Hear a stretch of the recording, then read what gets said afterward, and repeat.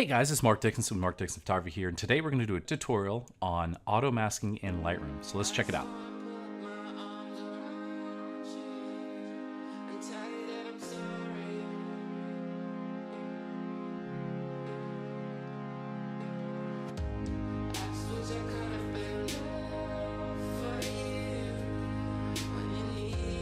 Alright, today I'm going to teach you how to get from this image to this one right here with just a few clicks and a real simple, easy edit. Now, I shot this one underexposed so I could balance that sunset in and retain the highlights in the sunset there when I knew I was able to recover a lot of the shadows in here. So let's go ahead and get started with this image right here. Our ultimate goal is to get to this right here using auto mask and a few simple adjustments. So let's go ahead and do that. The first thing that I always do when I am working is I apply my preset to it right here, and that creates one of my finishes that I love. I like a really dark and kind of matte type look there, and you're going to see what that comes out to when I get completed and done here. Real simple. First thing that you do when you are editing, I do anyway, is I start from top down. I always start from here and work my way down. We're going to get the temperature up here so that the sky starts looking good. I'm going to bring the exposure in, and then from there we'll bring highlights down because I want to retain that sunset. Shadows up, a little bit of whites, maybe some blacks to the positive, and then that is it. So I'm balancing this photo out for the sunset right now, and if you look over here from the bottom on the previews, you can see that that sunset looks very similar to that one. Now the next step that I'm going to do is I'm going to come in here and I'm going to paint right over this family here with kind of a sloppy brush. Real simple, real sloppy, real easy. Now the trick that I'm going to teach you guys today is I want to make sure that you guys are using your auto mask when you're using your brushes, and you're going to see why here in just a second.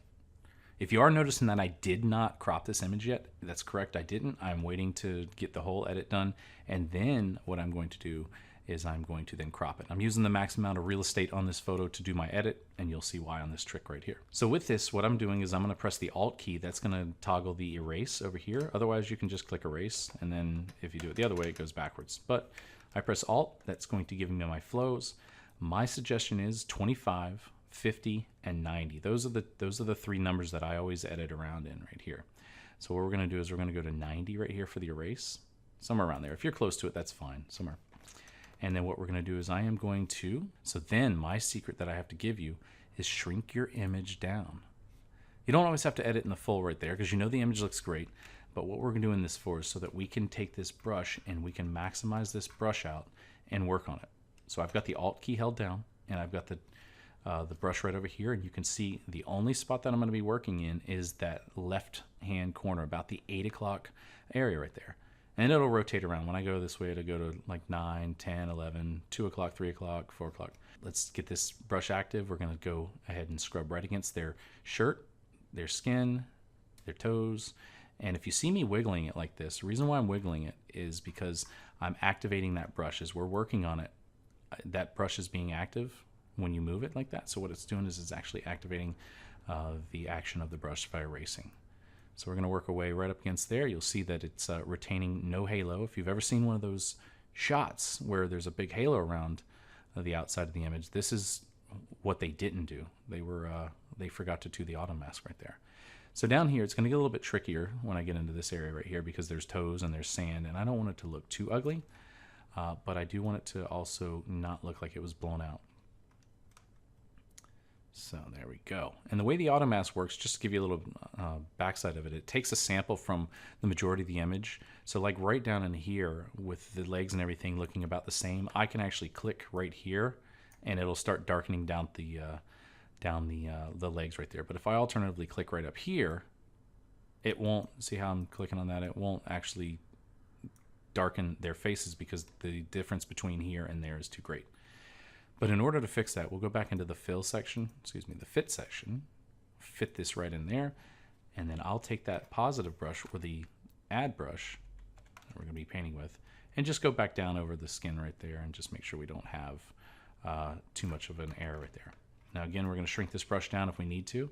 We're going to come right against this leg right here, and we're going to keep that feather right up against there so that it doesn't get too much into it, and in an effort to not have that halo show up. There we go, we got that. That's all I'm trying to do here is prevent that like haloing around the legs there, around the body, the upper body more importantly than down below. And that looks pretty good. I think that's pretty good. Yeah, I think that's good. So let's crop it. Let's go ahead and straighten this thing up so that it's good and level to there. Now I look to the other image to the right and the left. They look really consistent. I did this both by hand. I didn't copy any settings over things like that. So you can see that that image is done. We don't have the halo going around them. If you come back to the image and you start to see it afterwards, come down here. You can actually hover over it. That way you can see where your brush is actually at. And then if you need to come back in and get rid of some of that to darken things down, you can. And then where I notice is right here against his leg like that. There's a little bit down there on that 9 o'clock position. And that's pretty good. I think we're pretty good there. That image to me is finished up. We're going to go ahead and save it and go on. I hope you guys appreciate this tutorial here on how to use auto masking. This is great for skies. It's great for going around people. It's great for landscapes and so on and so forth. So it is awesome. A little bonus, if you'd like to watch a little bit more, is the graduated filter.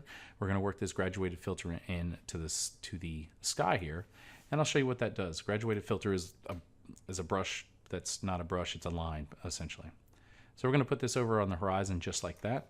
And what I want to do is I'm going to, for the sheer fact of the tutorial here, I'm going to darken this down so you can see exactly what's going on. We're going to crank those highlights down, and we're going to go down a little bit more. Great thing about the highlight brush. So the great thing about this gradient is that you can actually come in with a brush afterwards and then undo your gradient. So we're going to come over here and click brush, and that's going to do is allow me to come in and press the Alt key and undo this gradient. Watch this. Auto mask is going to be on. We got it checked. We're going to come in and go right over the faces and do that right there.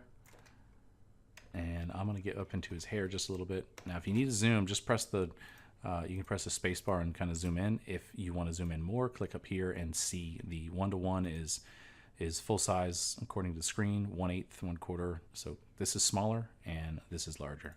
So we're going to come in here and we're going to take this hair and make sure that it's not too dark, like that.